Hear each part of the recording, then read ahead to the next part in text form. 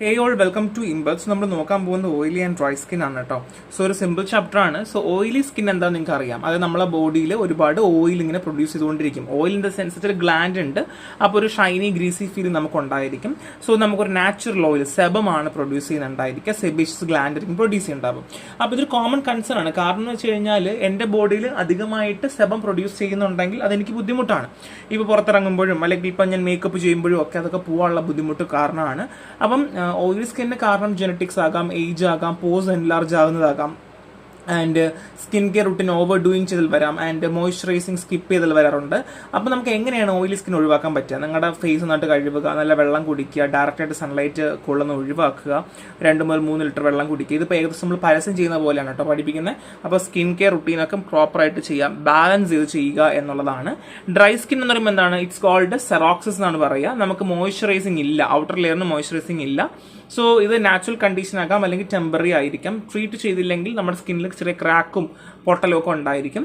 So dry skin ഉണ്ടാവാനുള്ള കാരണം 2-3 categories ഉണ്ട്. അതിൽ ടൈപ്സ് ആണ് പറയുന്നത്. കോണ്ടാക്ട് ഡെർമറ്റൈറ്റിസ്, സ്കിന്ന് എന്ത് ചെയ്യുന്നു, നമ്മൾ ടച്ച് ചെയ്യുന്ന സമയത്തൊക്കെ പെട്ടെന്ന് ഇങ്ങനെ റിയാക്ട് ആവുന്ന രീതിയിലാണ്. Occurs in the skin react to something in touch, such bleach or സോപ്പോ ബ്ലീച്ചോ ഒക്കെ കൂടുതൽ വരുമ്പോൾ നമുക്ക് ഒരുപാട് ബുദ്ധിമുട്ട് കാണിക്കും. ചില ആൾക്കാരൊക്കെ ഒരു ചുമന്നിട്ട് തടിച്ചിട്ടൊക്കെ ഉണ്ടായിരിക്കും. നെക്സ്റ്റ് വൺ സോറിയാസിസ് ഡെർമറ്റൈറ്റിസ് ആണ്. സോ ഇത് സ്കിൻ ഒരുപാട് ഓയിൽ പ്രൊഡ്യൂസ് ചെയ്യുകയും അങ്ങനെ റെഡി സ്കെയിലി റാഷസ് ആവുന്നതിന് നമ്മൾ എന്താ പറയുക, സോറിയാസിസ് ഡെർമറ്റൈറ്റിസ് പറയുക. ഇത് ഓയിൽ പ്രൊഡ്യൂസ് ചെയ്യുമ്പോഴാണ് കേട്ടോ. ഡ്രൈ സ്കിന്നകത്ത് വരുന്നതല്ല, പക്ഷേ ഡ്രൈ സ്കിൻ കാറ്റഗറിയിൽ പറയാം. കാര്യം റെഡായിട്ട് സ്കെയിലി റാഷസ് ഫോം ചെയ്തിട്ട് രീതി വരുന്നതുകൊണ്ടാണ് നമ്മൾ ആ ഒരു കാറ്റഗറി പറയുന്നത് കേട്ടോ. ഇനി അറ്റോപിക് ഡെർമറ്റൈറ്റിസ് അല്ലെങ്കിൽ എക്സീമിയ ആണ്. ഇത് ക്രോണിക് കണ്ടീഷനാണ്. ഡ്രൈ സ്കിൻ ആവുകയും അങ്ങനെ പാച്ചസ്, സ്കെയിലി പാച്ചസ് ഉണ്ടാവുകയും ഇത് കുഞ്ഞു കുട്ടികളൊക്കെ കോമൺ ആയിട്ട് കാണുന്ന രീതിയിലാണ് എന്തുണ്ടാവുന്നത്, ഈ സെബേഷ്യസ് ഡെർമറ്റൈറ്റിസ് ഉണ്ടാവുന്നത് കേട്ടോ. So next one is cause of dry skin ആണ്. ഡ്രൈ സ്കിൻ ഉണ്ടാവുള്ള കാരണം എന്തൊക്കെയാണ്?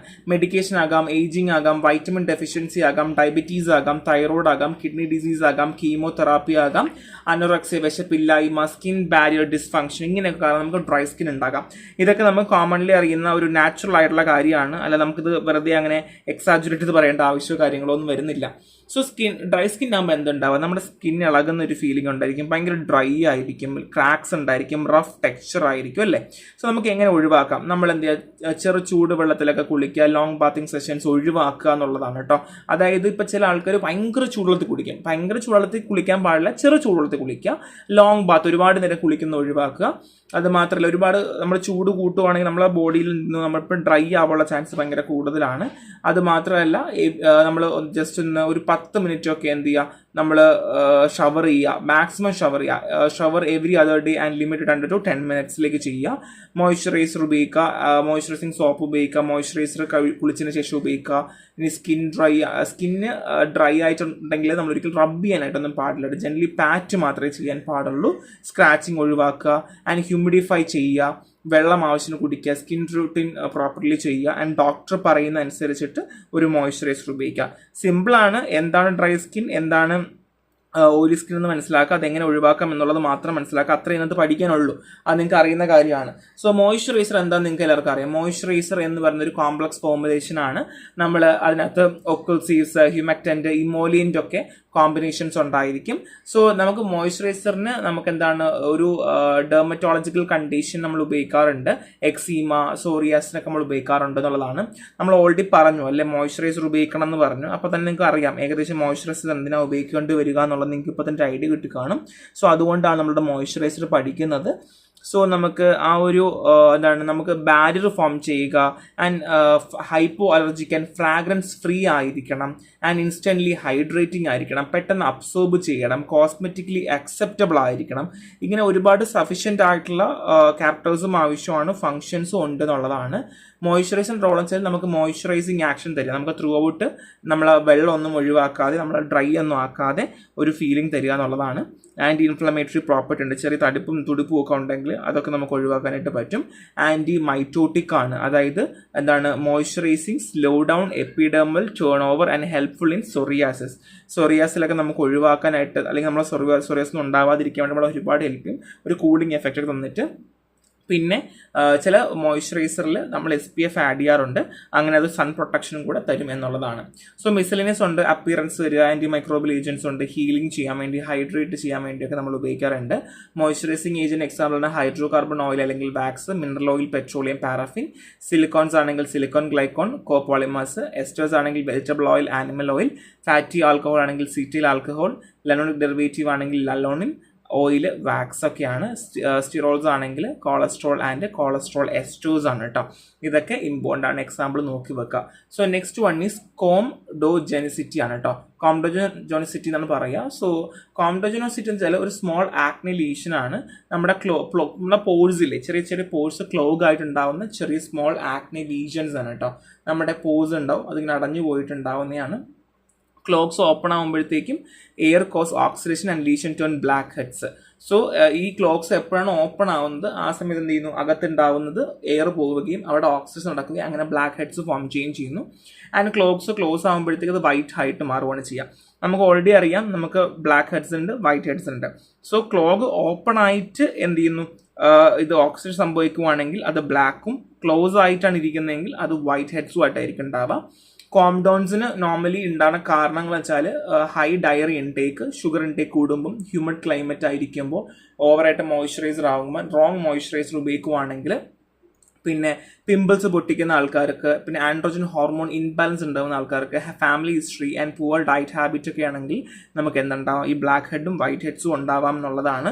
ഒഴിവാക്കാൻ സാധിക്കുമെന്ന് വെച്ചാൽ നമുക്ക് ഒഴിവാക്കാനൊക്കെ പറ്റും കേട്ടോ. അത് വലിയ സംഭവമുള്ള കാര്യമൊന്നുമല്ല, നമുക്ക് ഒഴിവാക്കുന്നതിൽ വലിയ ബുദ്ധിമുട്ടോ കാര്യങ്ങളോ ഇല്ല.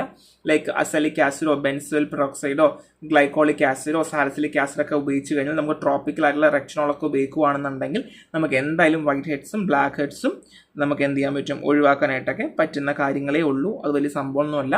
ജസ്റ്റ് ആലോചിക്കുക, വൈറ്റ് ഹെഡ്സ് ഉണ്ട്, ബ്ലാക്ക് ഹെഡ്സ് ഉണ്ട്. വൈറ്റ് ആണെന്നുണ്ടെങ്കിൽ ക്ലോസ്ഡ്, ബ്ലാക്ക് ആണെങ്കിൽ ഓപ്പൺ ആയിരിക്കും, ഓക്സിഡേഷൻ സംഭവിക്കുന്നു എന്നുള്ളത് മാത്രമാണ് കേട്ടോ. സോ ഇനി നമ്മൾ നോക്കാൻ പോകുന്നത് വെച്ചാൽ ഓറൽ മെഡിക്കേഷൻസ് ആണ്. സോ നമുക്ക് ഈ വൈറ്റ് ഹെഡിനും ബ്ലാക്ക് ഹെഡ്സിനും നമുക്ക് ഓറൽ മെഡിക്കേഷൻസ് ഉണ്ട്. Oral antibiotic, isotretinoin, oral contraceptives and spironolactones, ഇങ്ങനെയുള്ള മെഡിക്കേഷൻ കൊടുക്കുമ്പോഴും എന്ത് ചെയ്യും, നമുക്ക് ഇത് ഒഴിവാക്കാൻ പറ്റും. നമ്മൾ ഓൾറെഡി ഈ ആൻഡ്രോജനിക് കാരണം, ആൻഡ്രോജൻ ഹോർമോൺ ഇംബാലൻസ് കാരണം നമുക്ക് ബ്ലാക്ക് ഹെഡ്സ് ഉണ്ടാകുമെന്ന് പറഞ്ഞു. അതുകൊണ്ടാണ് സ്പൈറനോലാക്ടോൺ ആൻറ്റി ആൻഡ്രോജനിക് കൊടുക്കുന്നത്. ഓറൽ കോൺട്രാസെപ്റ്റീവ് കൊടുക്കുന്നത് ഹോർമോൺ ഇംബാലൻസ് കാരണം വരും ഞാൻ പറഞ്ഞല്ലോ. അപ്പോൾ അത് കാരണം നമ്മൾ എന്ത് ചെയ്യുന്നു, ഓറൽ കോൺട്രാസെപ്റ്റീവ്സ് നമ്മൾ കൊടുക്കാറുണ്ട്. അപ്പോൾ അതുകൊണ്ട് ആലോചിക്കരുത്, അയ്യോ ഇതെന്ത് ഇങ്ങനത്തെ മെഡിസിൻസ് ഇവിടെ പറയുന്നത്, ഇതൊക്കെ ഇങ്ങനെ ഉപയോഗിക്കുന്നതല്ലേ, ഇതിന് നമ്മൾ ഈ വൈറ്റ് ഹെഡിനും ബ്ലാക്ക് ഹെഡിനും ഉപയോഗിക്കണമെന്നുള്ളതിലല്ല. ബേസിക്കായിട്ട് പറയുന്നത് അങ്ങനെ ഒരു കോസ് ഉണ്ടെങ്കിൽ, ഹോർമോൺ കോസ് എന്തെങ്കിലും ഉണ്ടെന്നുണ്ടെങ്കിൽ ആണ് നമ്മൾ എന്ത് ചെയ്യുന്നത്, ഈ ഒരു രീതിയിലേക്ക് നമ്മൾ പോകുന്നത്. അപ്പം ആലോചിച്ചും കണ്ടും വേണം ചെയ്യാൻ, അല്ലാതെ വെറുതെ എന്ത് ചെയ്യാൻ പാടില്ല, ഒരിക്കലും വാരിക്കോരൊന്നും എഴുതി വെക്കരുത്. ബിക്കോസ് നിങ്ങൾ തന്നെ കൺഫ്യൂഷൻ ആയിപ്പോവും. അവസാനം കൺഫ്യൂഷൻ ആയി പോയിട്ട് അവിടെ ചെന്നിട്ട് എന്ത് ചെയ്യരുത്, ഒരിക്കലും അങ്ങോട്ടും ഇങ്ങോട്ടും മാറ്റി തിരിച്ച് എഴുതരുത് കേട്ടോ. സോ ഈ ഡെർമറ്റൈറ്റിസ് ആണ്. സോ നമുക്ക് ഓൾറെഡി അറിയാം, ഒരു സ്കിന്നിൽ ഉണ്ടാകുന്ന ഇൻഫ്ലമേഷൻ ആണ്, ഒരു ഇച്ചി ഡ്രൈ സ്കിന്നൊക്കെ ആയിരിക്കും, സ്വെല്ലനായിരിക്കും. സോ ടൈപ്പ് ഓഫ് ഡെർമറ്റൈറ്റിസിനാണ് contact dermatitis.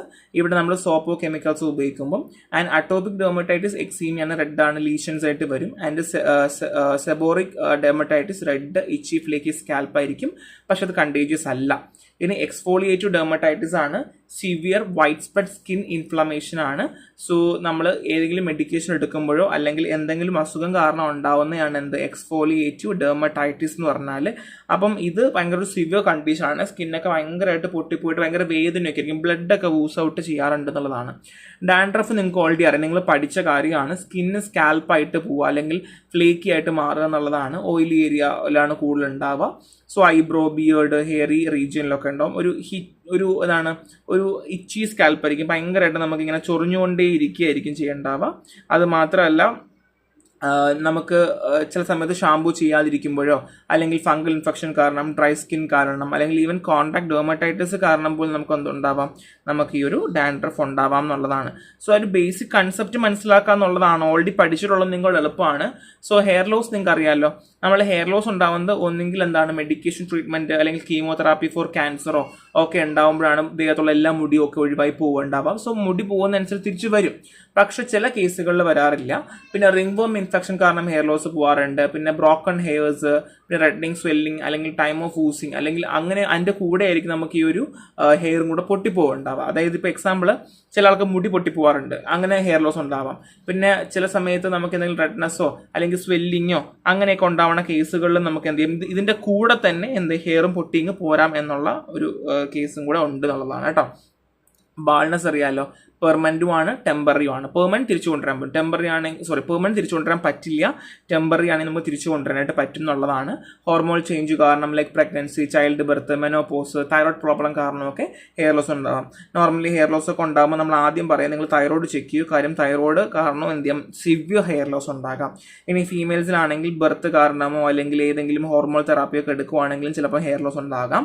So hair ലോസിന് side effect എന്ന് പറയുന്നത് ഉണ്ടോയെന്ന് വെച്ചാൽ അങ്ങനെ ഹെയർ ലോസ് ഒരു അസുഖമായിട്ട് നമ്മൾ പറയുന്നില്ല. കാര്യം ഒരു ജനറ്റിക് പാറ്റേൺ ആണ്, അല്ലെങ്കിൽ അലോപേഷ്യ ഓൾറെഡി അച്ഛനും അമ്മയ്ക്കും ഉള്ളത് കൊണ്ട് മോന് വന്നതാണെന്നുണ്ടെങ്കിൽ നമ്മളതിനൊരു അസുഖമായിട്ട് പറയുന്നില്ല. പക്ഷെ ചില അസുഖങ്ങൾ കാരണം എന്ത് ചെയ്യാം, ഹെയർ ലോസ് വരാം എന്നുള്ളതാണ്. ഞാൻ ഓൾറെഡി പറഞ്ഞതുപോലെ ക്യാൻസർ, ആർത്രൈറ്റിസ്, ഡിപ്രഷൻ അങ്ങനെയൊക്കെ കേട്ടോ. ഗൗട്ട്, ഹൈ ബ്ലഡ് പ്രഷർ കാരണമൊക്കെ എന്ത് ചെയ്യാം, ഇങ്ങനെ ഉണ്ടാവാം എന്നുള്ളതാണ്. റേഡിയേഷൻ തെറാപ്പി കൊടുക്കുവാണ് എന്നുണ്ടെങ്കിൽ നമുക്ക് ഉണ്ടാവും. പക്ഷേ വേറൊരു പ്രശ്നം, hair may not grow back the same as it was before. പണ്ട് എങ്ങനെ ഉണ്ടായിരുന്നു അതുപോലെ തന്നെ ഉണ്ടാകണം എന്നൊന്നും ഇല്ല എന്നുള്ളൊരു കണ്ടീഷൻ ആണ് നമുക്കിവിടെ ഉള്ളത് കേട്ടോ.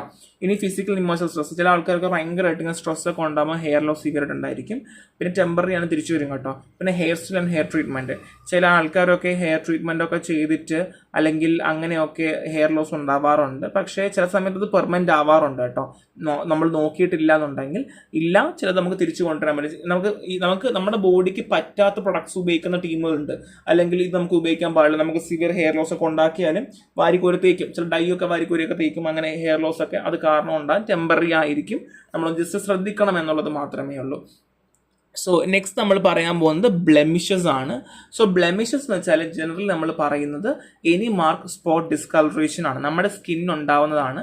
ബേസിക്കലി സ്കിൻ ക്യാൻസർ കാരണമൊക്കെ ചില സമയങ്ങളിൽ അണ്ടർലൈൻ കണ്ടീഷൻ കാരണം ബ്ലെമിഷ് ഉണ്ടാകാം.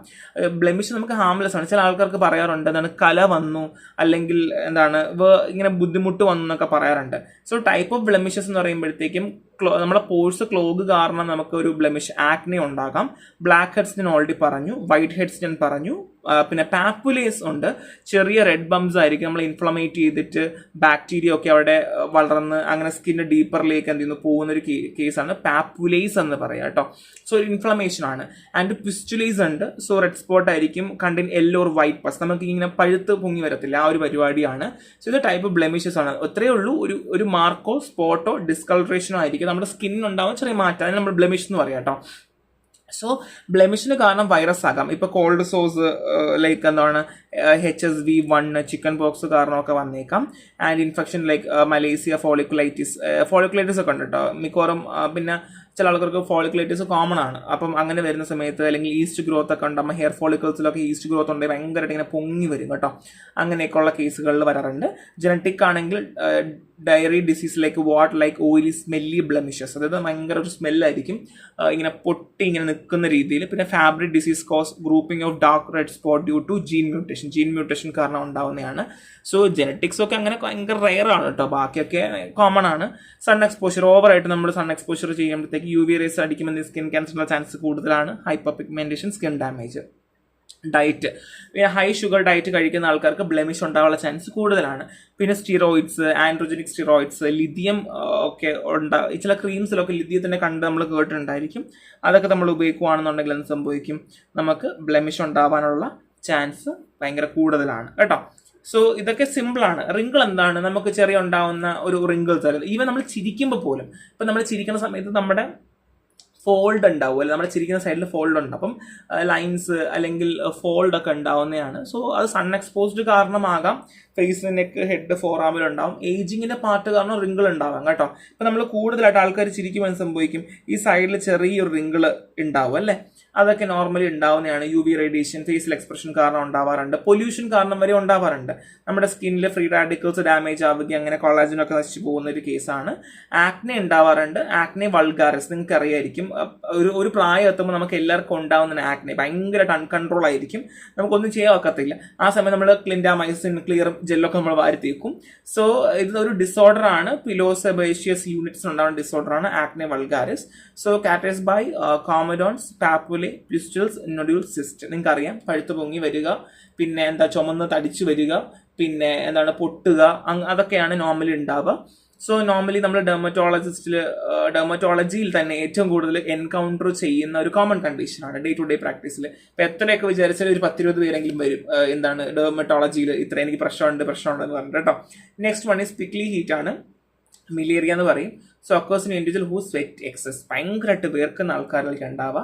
സോ അപ്പം ഇത് ഉണ്ടാവുന്ന വെച്ചാൽ when sweat gland become blocked, the sweat get trap beneath the skin. So ഇവിടെ എപ്പോഴെങ്കിലും ഏതെങ്കിലും കണ്ടീഷനിൽ നമ്മൾ സ്വെറ്റ് ഗ്ലാൻഡ് ബ്ലോക്ക് ആവുകയാണെന്നുണ്ടെങ്കിൽ നോർമലി ഉണ്ടാവേണ്ട സ്വെറ്റ് അവിടെ ബ്ലോക്ക് ആയിരിക്കും. അങ്ങനെ റെഡ് ബംബ് ഉണ്ടാവുകയും അവിടെ ഒരു ചെറിയ സ്മെല്ലൊക്കെ ഉണ്ടായിട്ട് ഒരു പ്രിക്ലി അല്ലെങ്കിൽ സ്റ്റിങ്ങിങ് സെൻസേഷൻ ഉണ്ടായിരിക്കും. നമുക്ക് ചെറിയൊരു ഇങ്ങനെ ചൊറിയുന്ന ഒരു ഫീലിംഗ്, അല്ലെങ്കിൽ നമുക്ക് ചെറിയൊരു ബുദ്ധിമുട്ട്, അല്ലെങ്കിൽ നമുക്ക് ഇക്കിളി ആവുന്ന ഒരു ഫീലിംഗ് ഒക്കെ ഉണ്ടായിരിക്കും. കാര്യം ബിക്കോസ് വേർപ്പൊക്കെ തങ്ങി നിൽക്കുമല്ലേ, ആ ഒരു ബുദ്ധിമുട്ടുണ്ടാവും. സോ അതിന് നമ്മൾ പ്രിക്ലി ഹീറ്റ് എന്ന് പറയുന്നുണ്ടാവുക. സോ ബ്ലോക്ക് ആവുന്ന കാരണം സ്വെറ്റ് കുടുങ്ങി കിടക്കുക എന്നുള്ള ഒരു കേസാണ് ഉണ്ടാവുന്നത് കേട്ടോ. So hot, humid climate, dead skin cells ഒക്കെ നമ്മുടെ ഇതിനെ ബ്ലോക്ക് ചെയ്യുന്ന കാരണമൊക്കെ വരാമെന്നുള്ളതാണ്. ഇനി ബോഡി ഓർഡർ നിങ്ങൾക്ക് അറിയാം, ഈ കുളിച്ചില്ല എന്നുണ്ടെങ്കിൽ പോലും ബോഡി ഓർഡർ ഉണ്ടാവും അല്ലേ. സോ സ്വെറ്റ് മിക്സ് ചെയ്യും, ബാക്ടീരിയയുമായിട്ട് മിക്സ് ചെയ്തിട്ടാണ് ഈ ഒരു സ്മെല്ല് ഉണ്ടാവുന്നത്. സോ സ്വെറ്റിന് തന്നെ വലിയ മണോ കാര്യങ്ങളോ ഒന്നും ഇല്ല, പക്ഷേ എപ്പോഴാണോ നമ്മൾ ഈ ഒരു ബാക്ടീരിയയായിട്ട് കോൺടാക്ട് വരുന്ന സമയത്ത് സ്മെല്ല് വരും. പിന്നെ can smell sweet, sour or like onion. ഒന്നെങ്കിൽ ഉള്ളിന്റെ ആ ഒരു രൂക്ഷഗന്ധമോ അല്ലെങ്കിൽ സോറാകാം, അല്ലെങ്കിൽ സ്വീറ്റ് ആകാം. നമുക്ക് ബോഡി ഓർഡറിന് ഒരുപാട് കാരണങ്ങളുണ്ട് കേട്ടോ. സ്ട്രെസ്, ആങ്സൈറ്റി, ഹോട്ട് വെതർ, പിന്നെ ഓവർ വെയിറ്റ്, ജനറ്റിക്സ് കാരണമൊക്കെ നമുക്ക് ഒരുപാട് നമ്മൾ വേർക്കാനുള്ള ചാൻസ് കൂടുതലാണ്. സോ ഇവിടെയാണ് നമുക്ക് ആന്റി പെർസ്പിറന്റ് ഡിയോഡറന്റ് ഉപയോഗിക്കാൻ പറ്റുന്നത്. സോ ഡിയോഡറന്റ് എന്ന് പറഞ്ഞാൽ നമ്മൾ ഒരു ബോഡി ഓർഡർ ഒഴിവാക്കാൻ വേണ്ടിയിട്ടും ബാക്ടീരിയയുടെ ബ്രേക്ക് ഡൗൺ ഒഴിവാക്കാൻ വേണ്ടിയിട്ടുമാണ്. സോ ഡിയോഡറന്റ് നമ്മൾ ആംബിറ്റിലും ഫീറ്റിലും മറ്റുള്ള സ്ഥലത്തോളം നമ്മൾ ആഡ് ചെയ്യേണ്ടാവുക. ആന്റി പെർസ്പിറന്റ് ആണെങ്കിൽ പെർസെപ്ഷൻ റെഡ്യൂസ് ചെയ്യുക എന്നുള്ളതാണ്. അവിടെ അലുമിനിയം സോൾട്ട് ഉണ്ട്, ഇമ്പോർട്ടന്റ് ആണ്. ഈ അലുമിനിയം സോൾട്ട് എന്ന് വെച്ച് കഴിഞ്ഞാൽ നമ്മൾ സ്വെറ്റ് ഗ്ലാൻഡ് ബ്ലോക്ക് ചെയ്യുകയാണ് ചെയ്യുക. സോ ഡിയോഡറന്റ് എന്ന് പറയുന്നത് എന്താണ്, നമ്മൾ ആ ഒരു മണം ഒഴിവാക്കാൻ വേണ്ടിയിട്ടൊക്കെ നമ്മൾ ചെയ്യുന്നതാണ്. ഇപ്പൊ എക്സാമ്പിൾ നമ്മൾ കൈയിന്റെ അകത്ത് അല്ലെങ്കിൽ കക്ഷത്തില്, കാലിലൊക്കെ നമ്മൾ ഉപയോഗിക്കുന്നതാണ് ഡിയോഡറന്റ്, മണം കിട്ടാൻ വേണ്ടിയിട്ടും ആ ഒരു ഓർഡർ ഒഴിവാക്കാൻ വേണ്ടിയിട്ടും. എന്നാൽ ആന്റി പാസ്പറിന്റ് അങ്ങനെയല്ല, ഒരുപാട് പേർക്കുന്ന ആൾക്കാരുണ്ട്, കൈയിന്റെ ഉള്ളം കയ്യിലൊക്കെ ഒരുപാട് പേർക്കുന്ന ആൾക്കാരുണ്ട്, അവർക്കൊക്കെ നമുക്ക് ഒരുപാട് ഉപയോഗിക്കാനായിട്ട് പറ്റും. സോ നമ്മൾ USA ഓവർ ദ കൗണ്ടർ ഡ്രഗിന്റെ അണ്ടറിലാണ് ആന്റി പാസ്പറിന്റ് വെച്ചിട്ടുള്ളത്, ഡിയോഡറന്റ് അല്ലെങ്കിൽ ആന്റി പേഴ്സ്പറിന്റ് വെച്ചിട്ടുള്ളത്. അത് നോൺ അറ്റന്റ് ആയിരിക്കണം, ക്ലോത്തിനെ ഡാമേജ് ചെയ്യാൻ പാടില്ല, സ്റ്റെയിൻ ചെയ്യാൻ പാടില്ല, നോൺ ടോക്സിക് ആയിരിക്കണം, എളുപ്പമായിരിക്കണം അപ്ലൈ ചെയ്യാൻ വേണ്ടി, നമ്മൾ സ്വെറ്റിന് അബ്സോർബ് ചെയ്യണം, and inhibit the growth of gram positive bacteria. അപ്പൊ ഇങ്ങനെയുള്ളതൊക്കെ ഒരുപാട് കാര്യങ്ങൾ ഈ ഒരു ഡിയോഡറന്റ് ആയാലും ആന്റി പേഴ്സ്പറിനും ഉണ്ടറിയണം. സ്വെറ്റ് എന്ന് പറയുമ്പോൾ വാട്ടർ ആണ് 99%, പിന്നെ നമ്മുടെ കുറച്ച് സോഡിയം ക്ലോറൈഡും പൊട്ടാസ്യം ബൈകാർബണേറ്റും പോകാറുണ്ട്. Organic compounds like lactic acid, urea, ammonium പോകാറുണ്ട്. Sweat is acidic in nature and pH is 4 to 6. നമുക്ക് ഓൾറെഡി ഗസ് ചെയ്യാന്നുള്ളതേ ഉള്ളൂ, നമ്മളെ സ്വെറ്റ് എന്തായാലും അസിഡിക് ആയിരിക്കും, 4 to 6 ആയിരിക്കും, ബിക്കോസ് സോഡിയം ക്ലോറൈഡും പൊട്ടാസ്യം ബൈകാർബണേറ്റും ഉള്ളത് കൊണ്ട് കേട്ടോ. പിന്നെ അത് മാത്രമല്ല ലാക്ടിക് ആസിഡും യൂറിയ അമോണിയം ഉണ്ട് ഓർഗാനിക് കോമ്പൗണ്ട്സ് ആയിട്ട്. അപ്പൊ അതുകൊണ്ട് എന്തായാലും pH ഒരു 4 to 6 ആയിരിക്കും എന്നുള്ളത് നമുക്ക് ഗസ് ചെയ്യാന്നുള്ളത് മാത്രമേ ഉള്ളൂ. ഓർഡർ ഫോർമേഷൻ എന്ന് വെച്ചാൽ നമ്മുടെ caused by decomposition of protein and fatty acid. നമ്മുടെ ഫാറ്റി ആസിഡിന്റെ ഡീകമ്പോസിഷൻ കാരണവും പ്രോട്ടീനിന്റെ ഡീകമ്പോസിഷൻ കാരണവുമാണ്.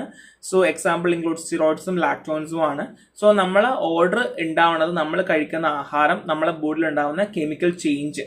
അപ്പോൾ ഓരോ ആൾക്കാരുടെ ശരീരത്തിന് ഓരോ സ്മെല്ലാണ്. ചില ആൾക്കാർ നമുക്ക് അറിയാൻ പറ്റും, ഈ ഭയങ്കര സ്മെല്ലായിരിക്കും, ഭയങ്കര വാടയായിരിക്കും അല്ലേ. അപ്പൊ അതൊക്കെ ഓരോ രീതിയിലാണ്. അത് അവർ കഴിക്കുന്ന ആഹാരമാകാം, അവരുടെ ആ ഒരു കെമിക്കൽ പ്രോസസ് ആകാം, അത് ഡിപ്പെൻഡ് ചെയ്തിരിക്കും. So control of body order എങ്ങനെ നമുക്ക് കൺട്രോൾ ചെയ്യാനായിട്ട് പറ്റും? ഓൾറെഡി പറഞ്ഞതുപോലെ നമുക്ക് എന്ത് ചെയ്യാൻ പറ്റും? സെക്രീഷൻസ് റിമൂവ് ചെയ്യുക, ബാക്ടീരിയൽ ഗ്രോത്ത് റിമൂവ് ചെയ്യുക, ഓർഡർ അബ്സോർബ് ചെയ്യാനുള്ളൊരു കപ്പാസിറ്റി ഉണ്ടാക്കിയെടുക്കുക. അത് മാത്രമല്ല അപ്പോക്രൈൻ സ്വെറ്റിംഗ്, സോ നമ്മൾ സ്വെറ്റിംഗ് ഒഴിവാക്കുക എന്നുള്ളതൊക്കെയാണ്. അപ്പൊ ഇങ്ങനെയൊക്കെ ഉള്ള കാര്യങ്ങൾ ചെയ്യുവാണെങ്കിൽ നമുക്ക് എന്ത് ചെയ്യാൻ, ബോഡി ഓർഡർ ഒഴിവാക്കാനായിട്ട് പറ്റും. നമ്മൾ ഏതൊരു സാധനം ഉപയോഗിക്കുന്നതിന് മുന്നേ നമ്മളത് ഒഴിവാക്കാൻ വേണ്ടി ശ്രമിച്ചു നോക്കണം. പറ്റുന്നില്ല എങ്കിൽ മാത്രമേ നമ്മൾ alternate alternative option like deodorant പേഴ്സ്പെറിലേക്ക് പോവാം. Active ingredients aluminium chlorohydrate, chloride, basic aluminium bromide, aluminium nitrate ഒക്കെയാണ് എക്സാമ്പിൾ ആയിട്ട് വരുന്നത്. നമ്മൾ നോക്കിയാൽ മതിയായിരിക്കാം. സോ നെക്സ്റ്റ് വൺ ഇസ് ക്രീമാണ്. നമുക്ക് ക്രീം ഉണ്ട് കേട്ടോ, നമുക്ക് ചുമ്മാ നമുക്ക് എടുത്തിട്ട് കയ്യിലൊക്കെ നമുക്ക് പുരട്ടാൻ പറ്റും, അതും ബ്ലോക്ക് ചെയ്യാറുണ്ട്. ഐസോപ്രോപ്പൈൽ മിസ്ട്രേറ്റ്, ബെൻറ്റോനേറ്റ് 38 ഒക്കെയാണ് എക്സാമ്പിൾ വരുന്നത്. ഞാൻ അതിനകത്ത് ഇൻഗ്രീഡിയൻസ് കൊടുത്തിട്ടുണ്ട്. സോ അതിന്റെ കണ്ടന്റ് എത്ര പഠിക്കേണ്ട ആവശ്യമില്ല, ജസ്റ്റ് നോക്കി വെക്കുക. ഇതിൽ ആൽക്കഹോൾ, സിങ്കോണിയം കോംപ്ലക്സ്, സിലിക്കൺ ഒക്കെയാണ്. ഇനി എയറോസോൾ ആയിട്ട് നമുക്ക് സ്പ്രേ ആയിട്ട് പ്രൊപ്പലന്റ് ഉണ്ടായിരിക്കും. സോ നിങ്ങൾക്ക് വേണം എന്നുണ്ടെങ്കിൽ എന്ത് ചെയ്യാം, മറന്നു പോവുകയാണെങ്കിൽ മേലെയുള്ള കണ്ടന്റ് എഴുതി വെച്ചിട്ട് അതിന്റെ കൂടെ നിങ്ങൾക്ക് വല്ല പ്രൊപ്പലന്റും കൂടെ എഴുതി വെക്കാം. പക്ഷെ ഞാനത് പറയില്ല, ഡിഗ്രിക്കാർക്ക് മാത്രമേ ഉള്ളൂ. കോമ്പറ്റേറ്റീവ് എക്സാംകാർ എല്ലാം പഠിക്കുക. അവീക്കൽ, Italian talc, aluminium chloride, dry flow starch, zinc stearate, volatile silicone and perfume ആണ് ഇതിനകത്ത് അവർ ഉപയോഗിക്കുന്നുണ്ടാവുക. അത് നമ്മൾ ഇങ്ങനെ അടിച്ചു കൊടുക്കുകയാണ് ചെയ്യുക. സ്റ്റിക്സും എയറോസോൾസിനും ഏകദേശം ഇങ്ങനെ തന്നെയാണ് കേട്ടോ.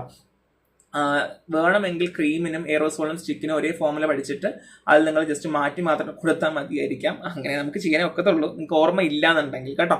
ഇല്ലെങ്കിൽ ഇത് മൊത്തം പഠിക്കുക. എയറോസോൾ ആണെങ്കിൽ പ്രൊപ്പലന്റ് ഉണ്ടെന്നുള്ളത് മാത്രമേ ഉള്ളൂ. സ്റ്റിക്ക് ആണെങ്കിൽ ഒരു എക്സ്ട്രാ 2-3 ഐറ്റം കൊണ്ട് എക്സ്ട്രാ ഉണ്ട്, ബാക്കിയെല്ലാം സെയിം ആണ്. സോ ഇത്രയേ ഉള്ളൊരു സിമ്പിൾ ചാപ്റ്റർ ആണ്. ആ ഒരു ബേസിക് ആയിട്ടുള്ള കാര്യങ്ങൾ നിങ്ങൾ പഠിക്കാന്നുണ്ടെങ്കിൽ നിങ്ങൾക്ക് ഒരു ഐഡിയ കിട്ടും. അല്ലാതെ വെറുതെ ഇങ്ങനെ കൺഫ്യൂഷൻ നിൽക്കരുത്, നിങ്ങൾക്ക് അറിയുന്ന കാര്യങ്ങളാണ് കേട്ടോ. സോ നെക്സ്റ്റ് ക്ലാസ്സിൽ കാണാം. Thank you.